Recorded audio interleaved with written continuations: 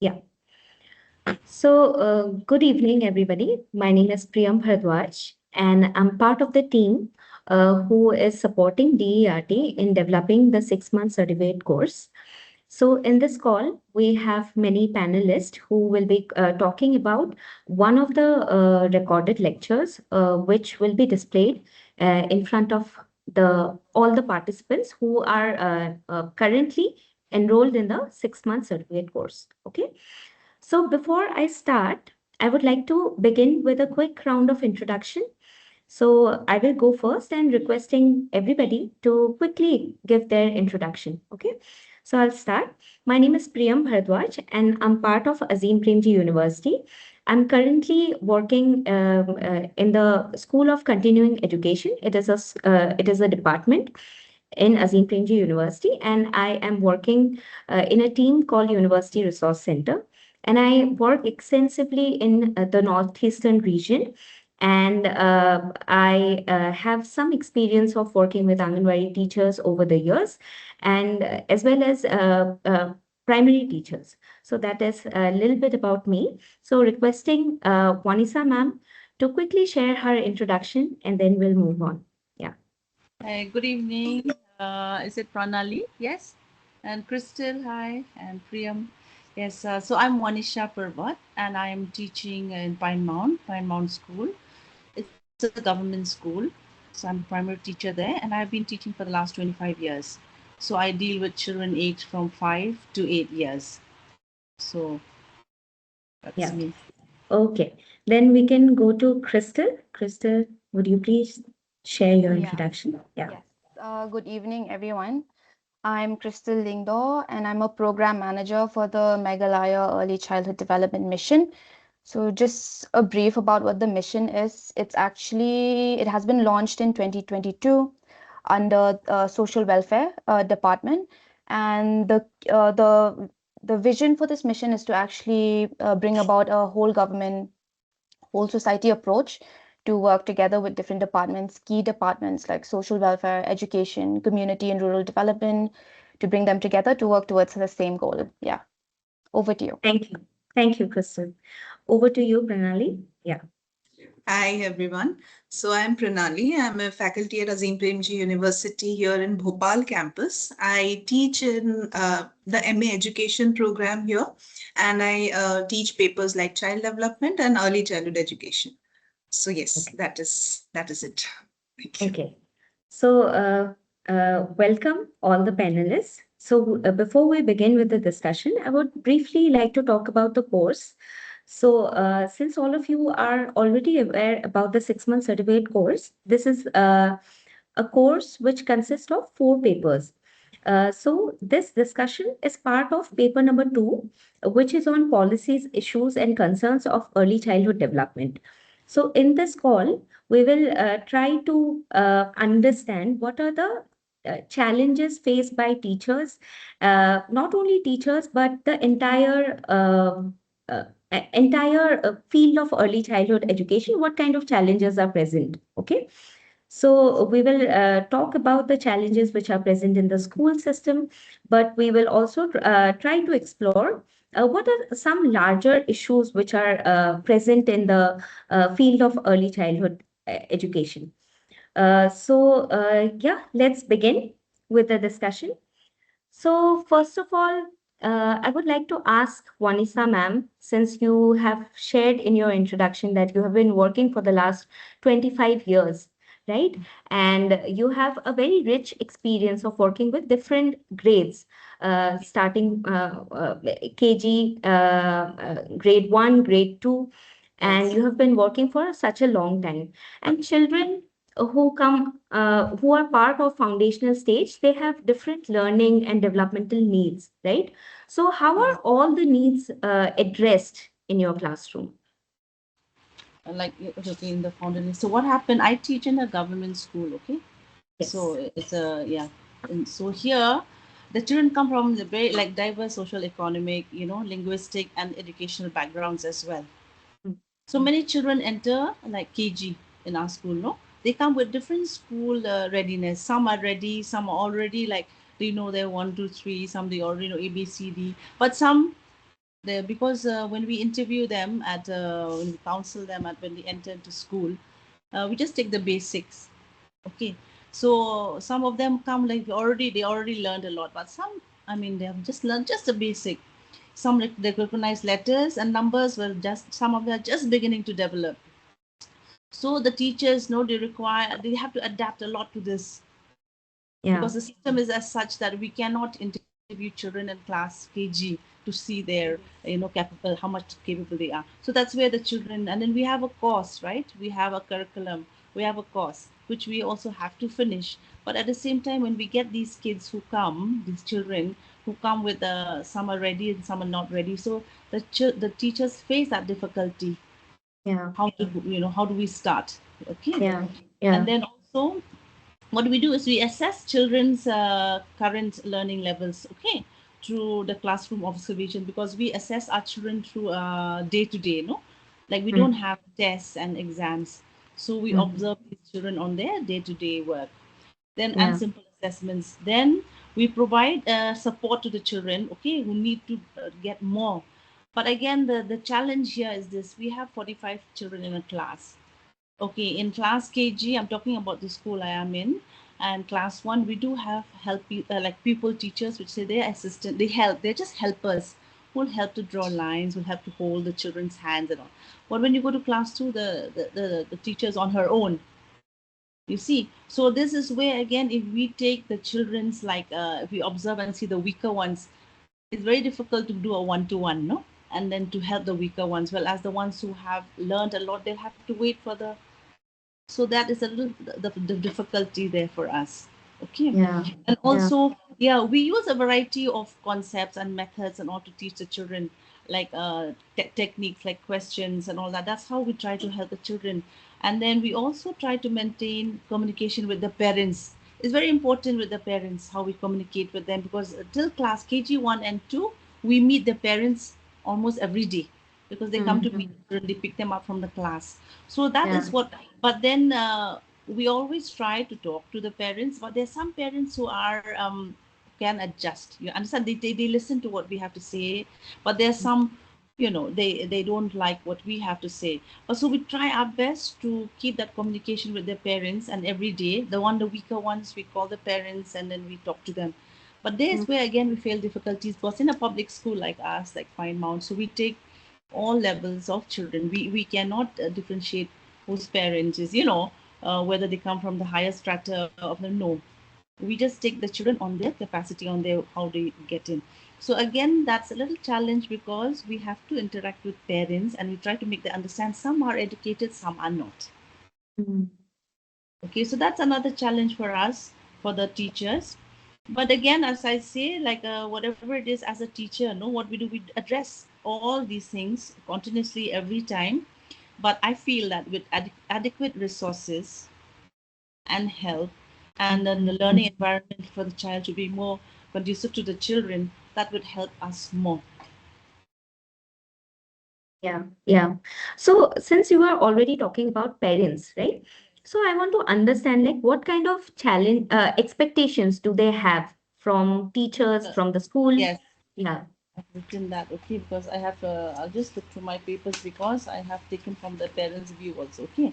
So what Yeah. happened is, no, parents, the role of parents is very important in supporting our children, no, like in everyday Mm-hmm. learning development, yeah.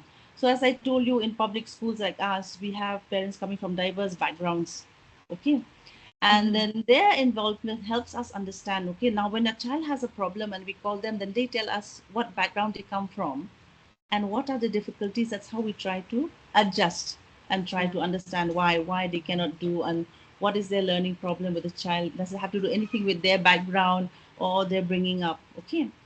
And Mm-hmm. then because each child's home environment is different, Yeah. the Yeah. strengths, the challenges, okay, everybody comes in.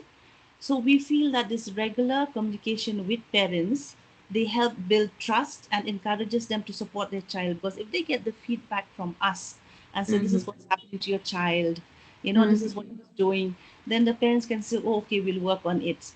And then Yeah. so what we do is we say, please help the children to do this and do that. There are some parents like they really do it, they help it. But then some, what happens is, as we said, they come from different backgrounds. It's a little difficult for them to do that. Yeah. Okay. At Yeah. the same time also, the parents should understand that the education is a partnership between parents, children, and us.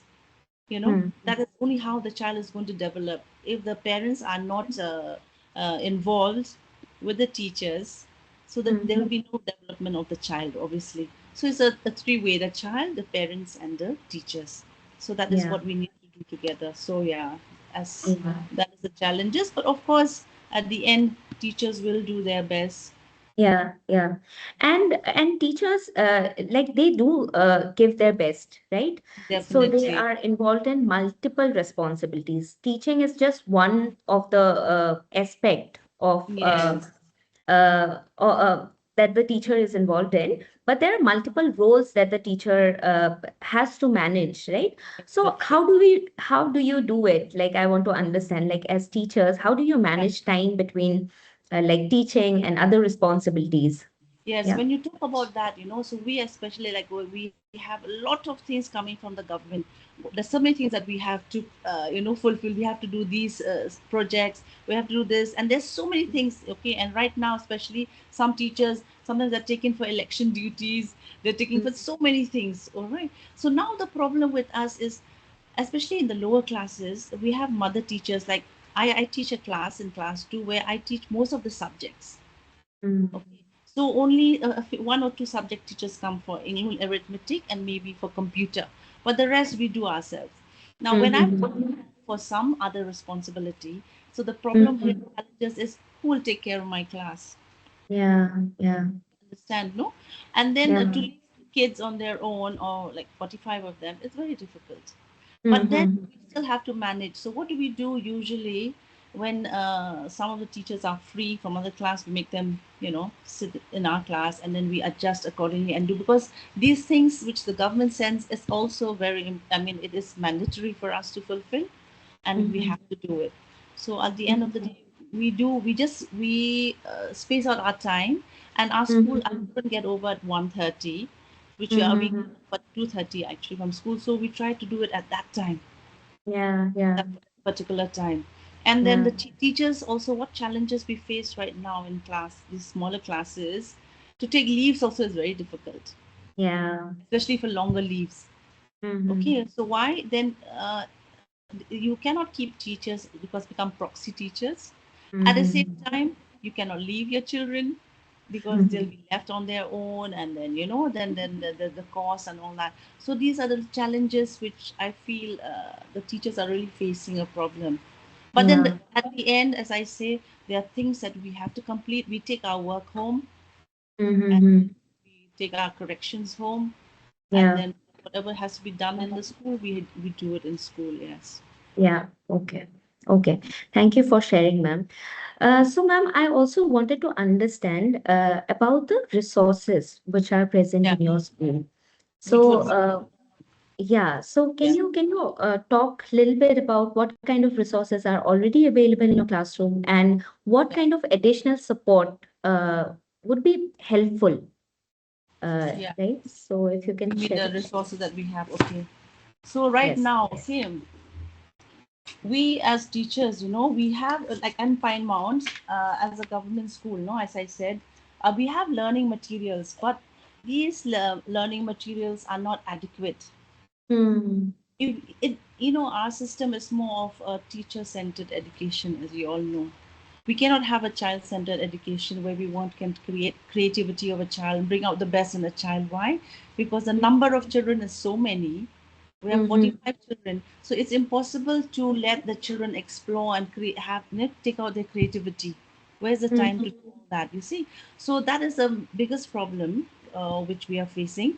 So what we have also, like we say, like learning materials in our school, we have only one smart class, and Mm-hmm.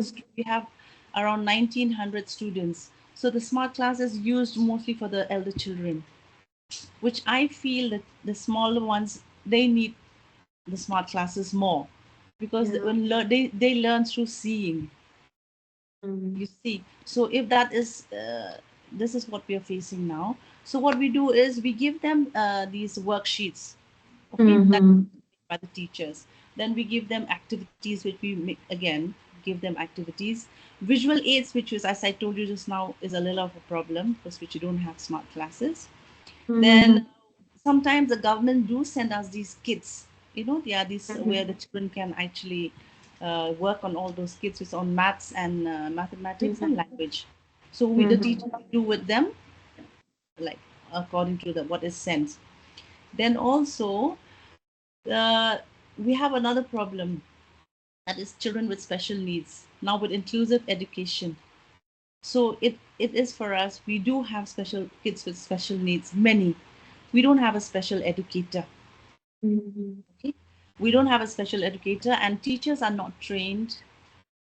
We can identify when a child is has some learning difficulty, but we cannot say what difficulty the child is, whether it's ADHD, where all that, because we're not trained. So with inclusive education, we have so many children who are special. So right now, special educators is the need of the hour. Yeah. Yeah. How are we going to help? And then the teacher, what happens is sometimes you cannot leave this child. So she Mm-hmm. needs a little more attention to that. So who gets, the other kids are deprived, of that Yeah. time. Yeah. So we do have one special educator in school now, which has been brought by the school and is paid by the school, not by the government. So she comes for a part time. So even if you Mm-hmm. have five special children, she cannot handle them also. So Yeah. that is the biggest problem. So that is another thing which we really need as a special educator for that.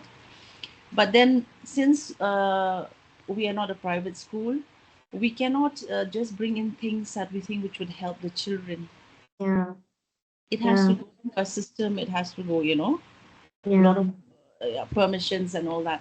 So again, that's constricted. Yeah. Yeah.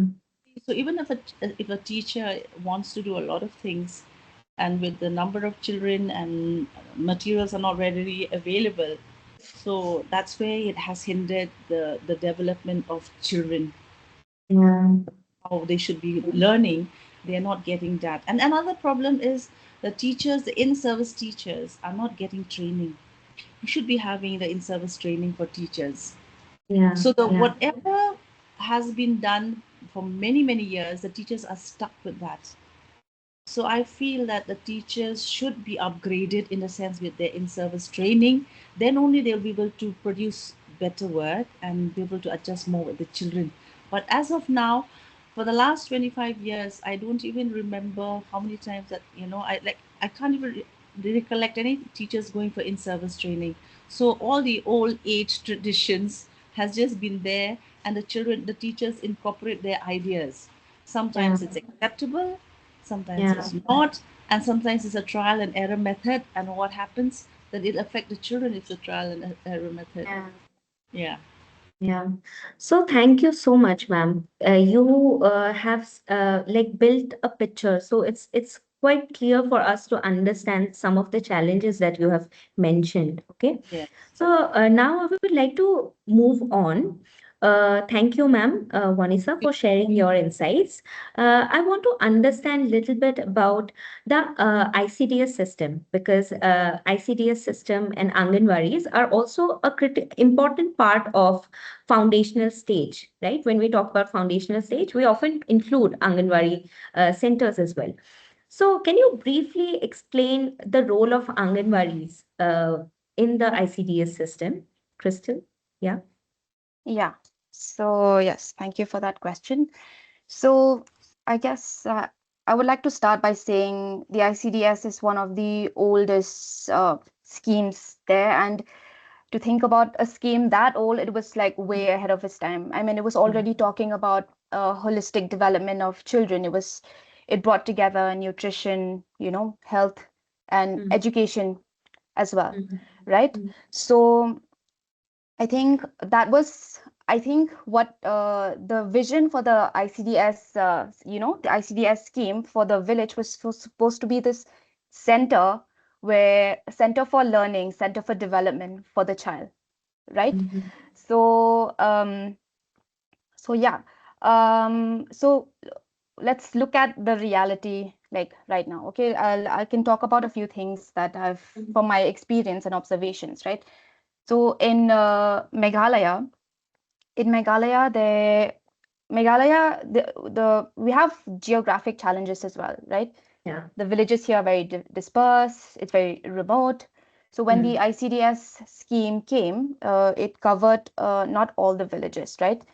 As of now, I think ICDS covers 6,000 village plus, and there's still uncovered villages which are still left to be tagged with the closest Anganwadi centers, right?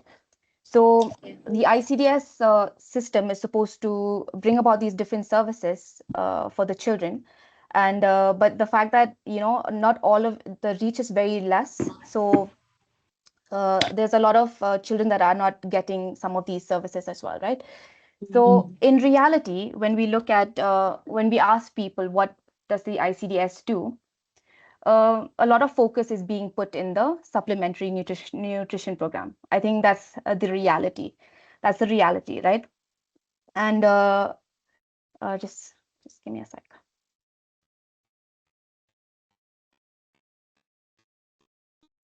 One second. Yeah. So I think from the start as well, it was very difficult. I think the challenge was they were not able to communicate also what ICDS is supposed to offer to the different services, because when we go back to the field and we ask the parents and the community, do you know what ICDS is? It's very difficult for them to say like these are the different services that ICDS offers. Okay, and I for lack of a better word, like they would refer to it as the Chana Center, right? Right. So yeah. So when we look at the ICDS service, and we ask about, so when we look at the enrollment and ICDS services is very high. Okay, and but when we look at the attendance rate for ECCE, that is very low. Okay, so we look at and then we ask the parents, what are the reasons why you're not sending the children to the ICDS centers? A lot of the parents would say ICDS only does not teach, because does not teach it only they only learn through play, right? So for them, that's not what they perceive as learning, right? There's not proper infrastructure.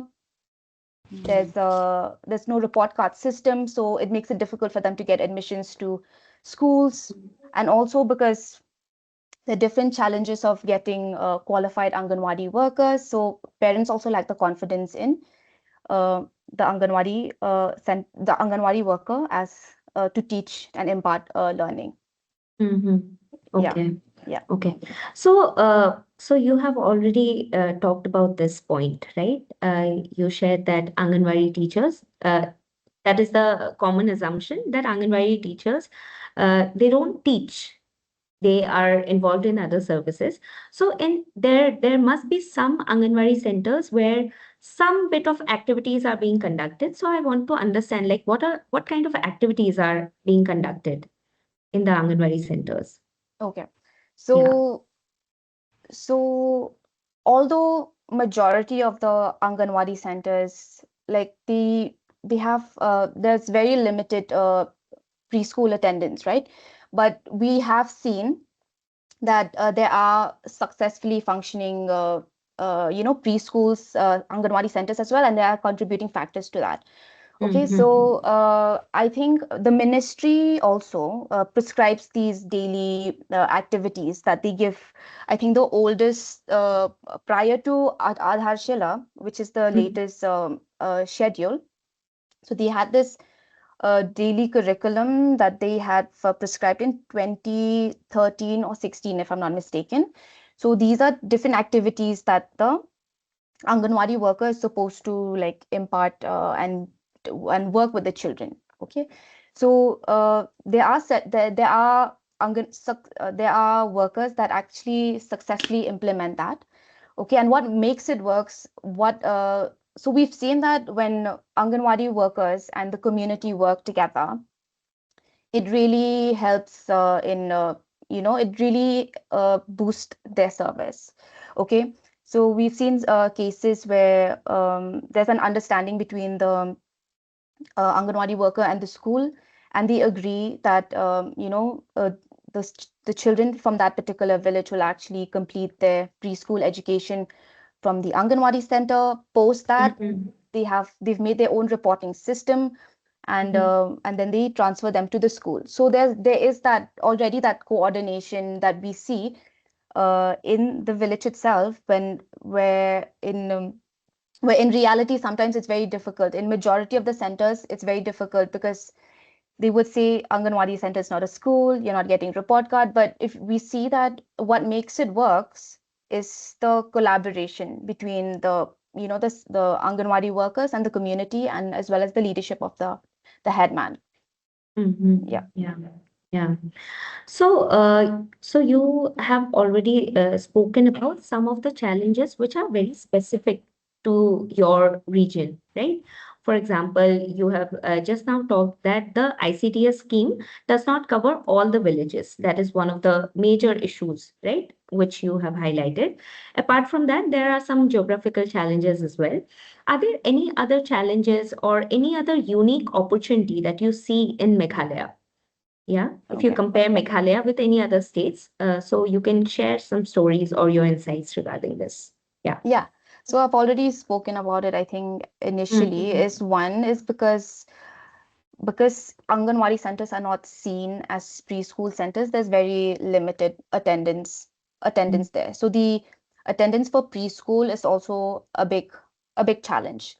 And a big part of this is also because what parents perceive as learning is, they think that learning ABC and 1, 2, 3 is more important than play, because that's the learning that they see, right?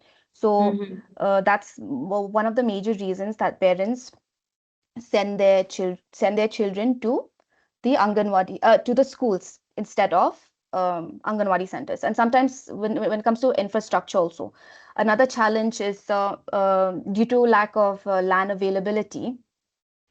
I think it's 56% of Anganwadi centers have their own buildings, while Mm-hmm. others might be functioning from, let's say, a community hall or a rented building. And infrastructure is very important for the parent to sort of like perceive, like, okay, this is place where they go and get education and get they learn. So if that infrastructure is not there, it's very difficult for parents to also perceive that the Anganwadi center as a school, right? Mm-hmm. Another, if I would say, is because okay, at least now with the coming of NEP, it is saying that Anganwadi center is a preschool, and children can go after they graduate from the Anganwadi center. They can go for school. It's recognized as a formal preschool, right? That's what NEP says, but I think at the state level also we need something that sort of specifies this, because to gain the confidence of the parents, the system also, I think that this is one thing that has been an ask, I think, from my experience. Okay, Yeah. and another challenge I would say would be uh, the qualification of the Anganwadi worker. Although as per norms, the qualification of an Anganwadi is 12 years, 12 pass and above. It has been challenging, I think, for the scheme also to get qualified individuals. 34% of Anganwadi workers are above 12 pass, while the others below is 10 pass, 8 pass. Mm-hmm. All right. And sometimes that's one of the reasons that the parents also say that my Anganwadi worker is not qualified enough. But that being said, I would say that sometimes qualification is not always does not always mean that you'll give quality education, because we've seen a lot of Anganwadi workers who have lower qualification, who's imparting like beautiful play sessions with the children, and the children are enjoying and interacting with her beautifully. So I think a similar course, in service course, like the ones that you've developed for teachers, if it can be developed for Anganwadi workers as well as a Yeah. short-term course, I think that would be very beneficial for all Yeah. these in-service Anganwadi workers. Yeah. Yeah. Yeah, so this point is well taken, and we will see what can be done regarding this. But thank you, Crystal, for sharing your insight. It was very nice to hear some stories from the ground. Yeah. So now, moving on, I want to come to you, Pranali, and I want to understand some of the prevalent notion regarding like childhood care, which is there in our society. Okay, so maybe you can talk a little bit about it, and requesting others to also share your insights as well. Yeah. So, Pranali, please go Okay, ahead. thank you, Priyam. So, some of the prevailing notions, Crystal and Monisha ma'am already shared. For example, that simple notion of, okay, Anganwadi centers are only meant for play and not for learning. So that is in itself a notion of childhood, where learning is separate, play is separate, right? So I think this is really important because the way we see children shapes the way we work with them. In Mm, many families, communities, early childhood is still seen as a preparation for real Yeah. school, right? So when we think about caring for a young child, we often think about keeping the child safe, giving them food, making sure they are healthy. And when we think about learning, we uh, immediately think of letters, numbers, writing, and worksheets, right? So, but there is nothing wrong with parents wanting their children to do well. They would naturally want their children to be prepared for school, and that is very natural to even expect. But sometimes, in this whole process, we tend to forget how young children actually learn.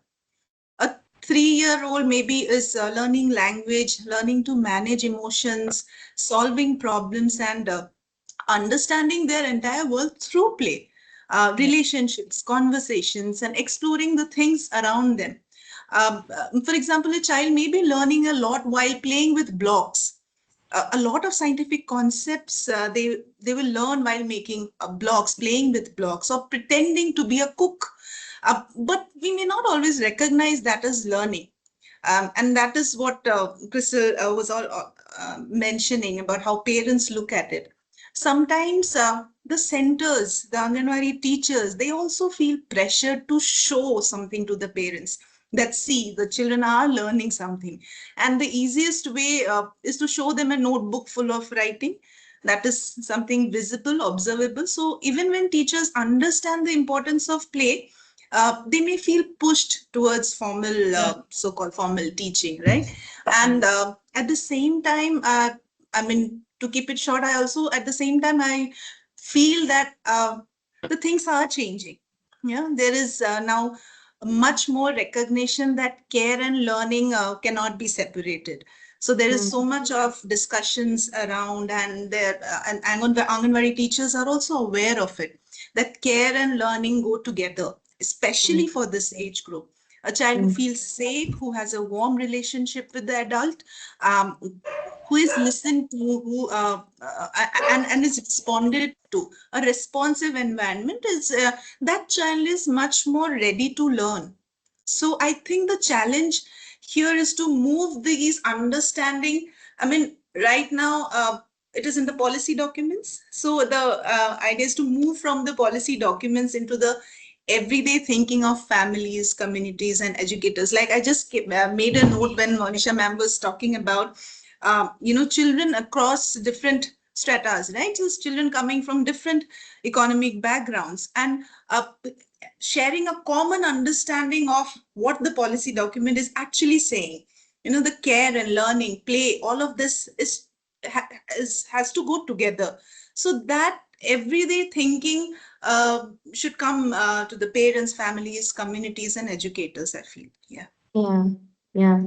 And Exactly. It's like, sorry, it's like yeah. awareness to the parents. I'll tell you why. Because Now, as the system goes, it's like 5 years you're going to formal schooling. Okay, Yeah. that's what it is.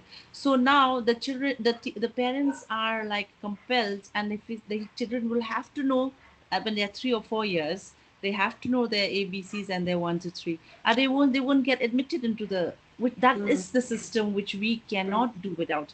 Because if I teach, and I do counsel the children when they come to for admission into 5 years, when they come into Paimon. So the child is expected to know 1 till 20 till 50, and supposed to know the letters, and expected to also know like the spellings of OE. Like that is what it is. So the system, if they want it to be a more play centered system for the children, that has to change, because we as teachers, or as all of us who are here, we want to change, but there's nothing that we can do about it.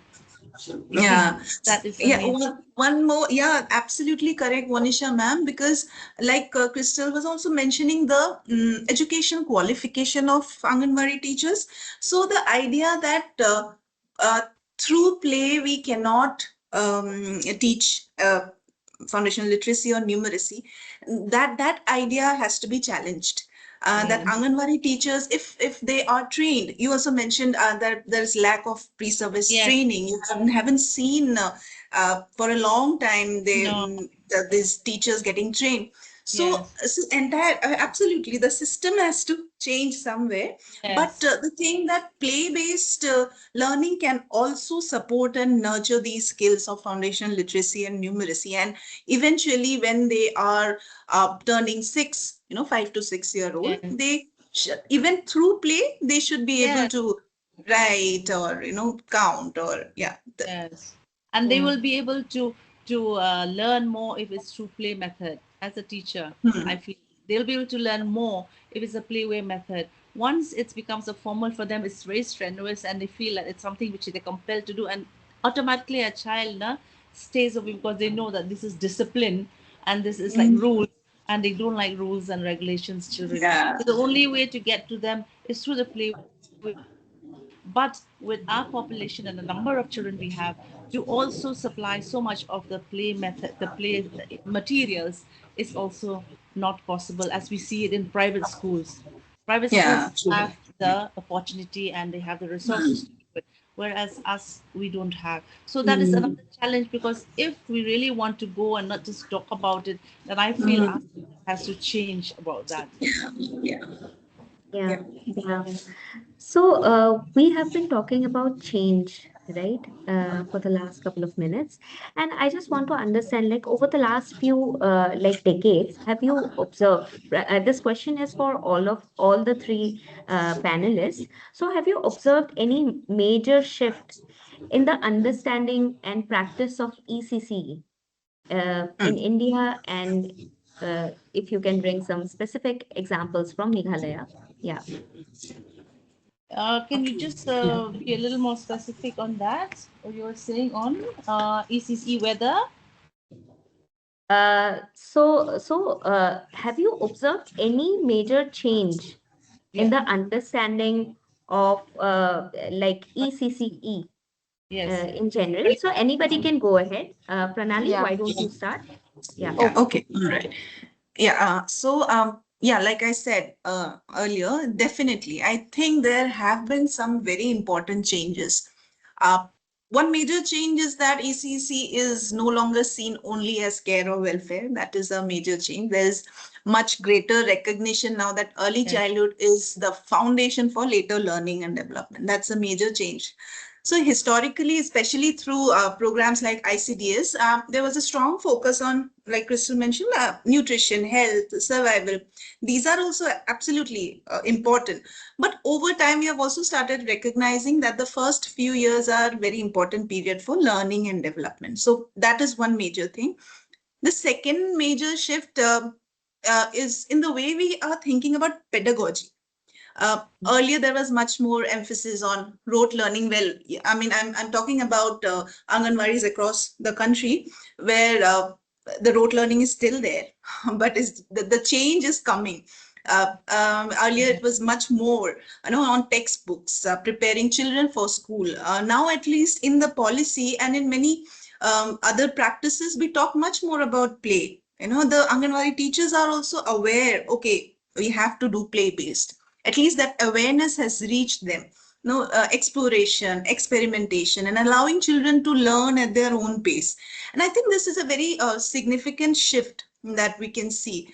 Third is that we have now frameworks, we have so many Yes. curriculum, guidelines, standards that are trying to bring some coherence to early childhood education, so that there is some parity. How are we assessing our children? This is important because we know that ECC landscape in India is very diverse. We have Anganwadis, we have government preschools, also many different kinds of private preschools. So these guidelines, these standards are at least trying in their way to bring some coherence to this domain. But Yeah. I would also say here that there is still a gap. Our policies and our understanding have moved, but the practice on the ground, Yeah. like Monisha ma'am and Christian already shared, the practice on the ground has not always kept the pace there. So, in Mm. many ways, I feel the gap between what we know and what Yeah. actually happens with children is that is one of the big stories of early childhood education in India, Yeah. at least. Yeah. Yeah. Yeah. Yeah. Crystal, I If think you were yeah. sharing. Yeah.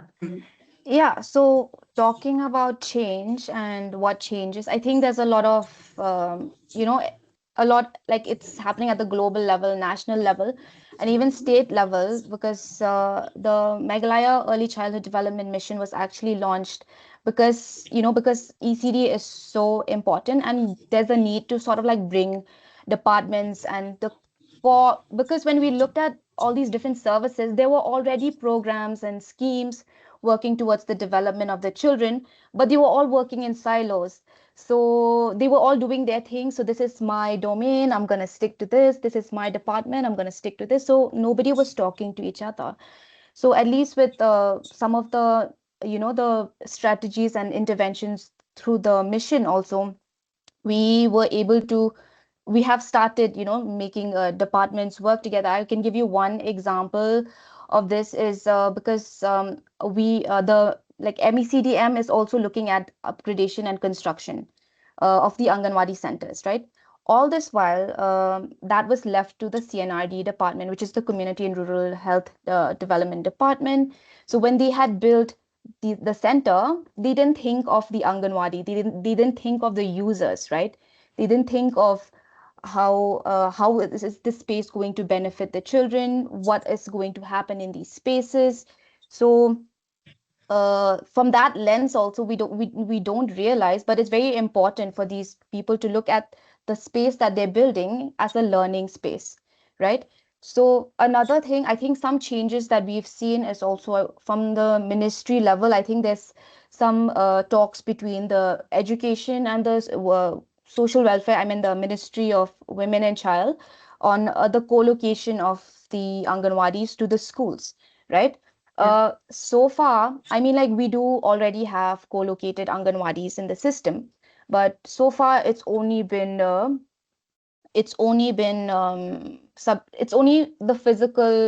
physically located, right?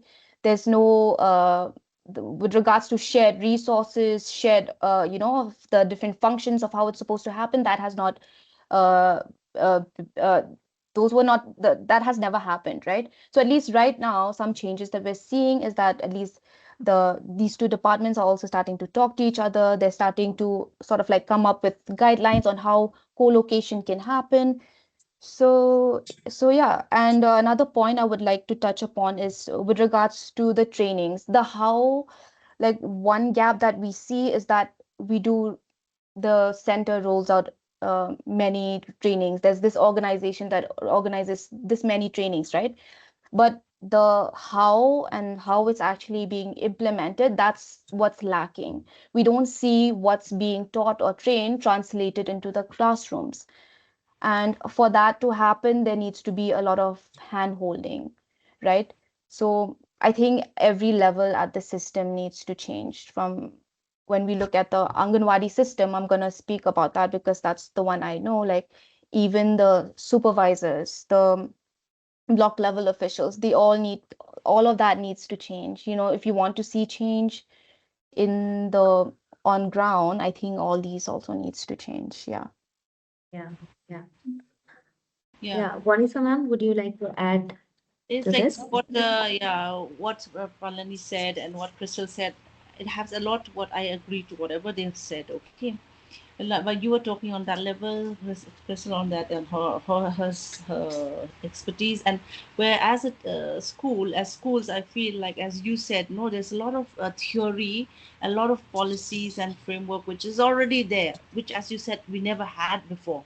Okay, so now everybody is more streamlined and knowing like, okay, you have to do this, you have to do that. But again, what Crystal said, if there is no communication and between the different departments to work for this child, then obviously the gap is never going to be filled. So if there's a gap here, this department, the diesel feels that okay, this needs to be there. Whereas when you go to the education department has a thing, and there's no link between that, and the victims are the schools. You see, now when we talk about inclusive education, I'm very, I'm happy to say that the government has made everyone aware there are special children, because earlier nobody would say that the child has special needs. They would say the child is lazy, the child is not, and not smart. Everybody just judges a child on how they see. But now people, parents, and everybody have been made aware, which I'm very grateful that this inclusive has come, and people are aware that there are children with special needs of different levels. There are so many types of learning difficulties. So, which I'm happy about it that we are aware, but that is not enough for us to be aware. We need to have action. How do we deal and how do we help these children with special needs? So, as we said, theoretically it's going, but practically a lot of work has to be done to actually get it into Yeah, action. yeah. So, thank you everybody for sharing your points. So, what you said, ma'am, Vanessa ma'am, just now, that a lot has to be done at the state level, and we also have to, at our individual levels, like Vanessa ma'am, you're teaching in a school. Crystal, you're working with ECD mission, and Pranali, you are a faculty member and you're teaching the next generation who will be contributing to the field of early childhood education, right? So what can we do at our individual level? What can teachers do to support students better? So can you shed a light on that? And maybe others can also add.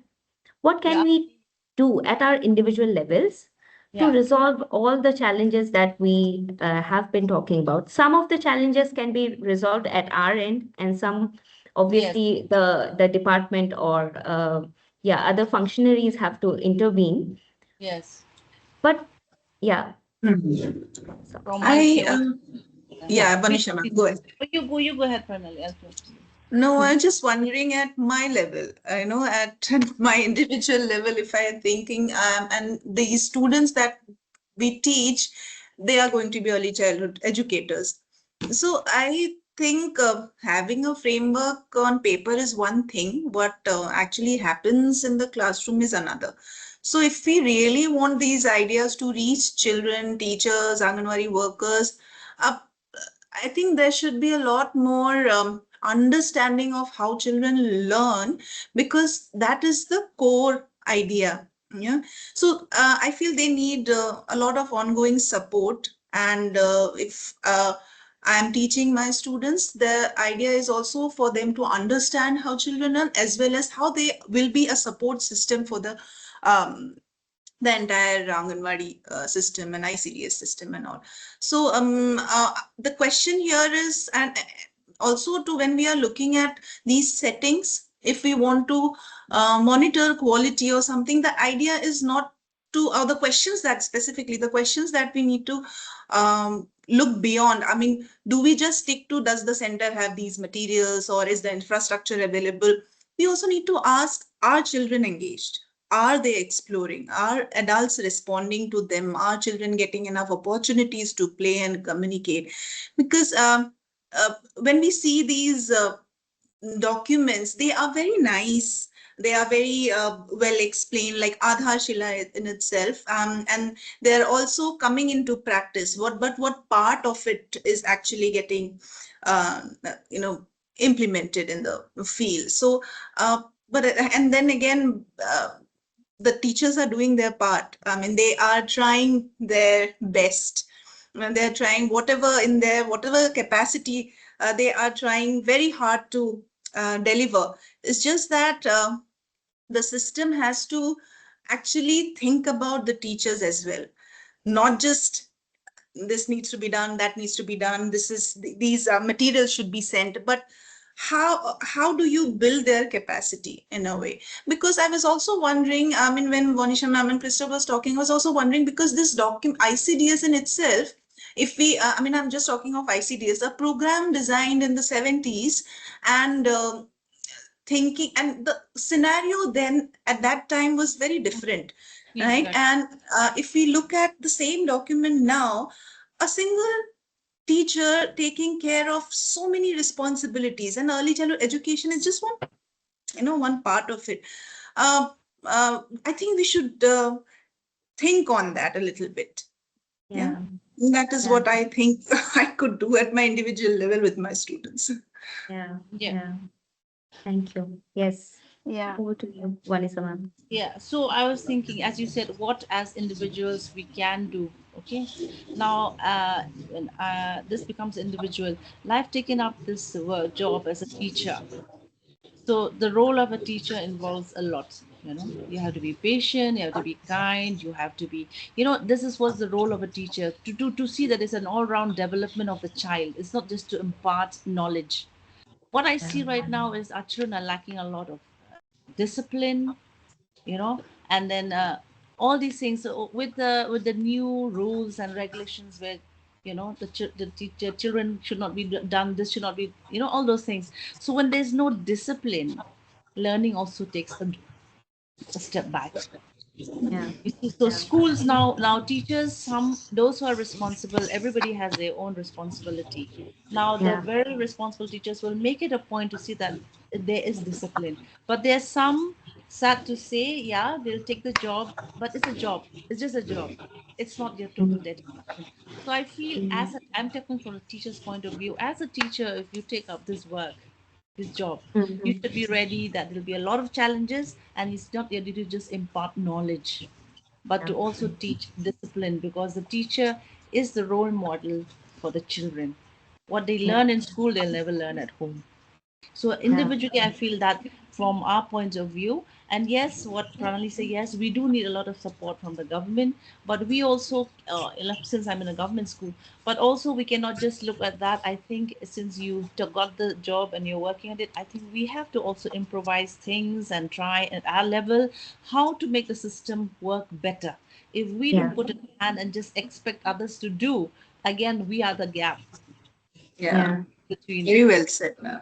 you know, Yeah. everybody. So from my point of view is that to the teachers Yeah. teaching and who will be teaching, let's, if we want the system to work, we all have to put in a habit. Then only I think Yeah. we just cannot just point fingers as well. But since we were talking about challenges, we were saying, but it's not a blaming, but we all, I think, have to play our part. Very well said, ma'am. Thank you. Over to you, Yeah. Crystal. Yeah. Yeah. So I'm going to maybe talk from a program manager level. Like, I think how we look at this is first we need to work with the communities and the parents, because accepting a new pedagogy like this, the play pedagogy, also starts from there. And we know the strength to bringing about change lies in the community and it lies with the parents, right? So we need to empower our Anganwadi workers also to be, to talk about the importance of play, and Mm, how, you know, and how play translates into these learnings, into the development of these skills, into the development of these domains. So I think that's a very crucial part where we can start if we actually want change. So yeah, that's yeah. yeah. Yeah.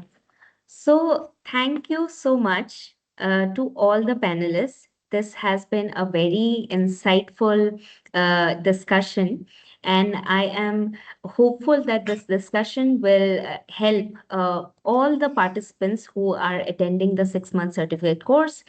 It will help them in understanding some of the larger issues, but also to get a sense that they are not alone in this. Whatever challenge that they are facing, they are not alone. There are other people who are in the similar phase, who are also facing the similar kind of problems, and they can hopefully look at solutions at their individual levels, and hopefully the department will also support them in their endeavors. So, any last final remarks from all of you? We have 2 more minutes left in this call. I'd just like And to just like, thank yeah, you for thank you. bringing all this together, because we could also share our experiences and to make the system better, to help. That is from just from our from the where we are. So Mm, suddenly, because many people at the different levels don't know what is the reality of what we are facing. So having a thing like this, this platform, so it'll reach out, and that will help build, and so that our children, in the early stages of their development, it will help them. And maybe even if it's 5%, maybe this talk or this discussion would, help them. Thank you so much. thank you. Thank you, ma'am. Thank Yeah. you. Thank you. Thank Yes, you. I'm seeing So all we of can, you. Yeah. yes. See you. So we can end the call. Okay. Thank you. Okay. Bye Thank you. bye. Bye bye. Bye.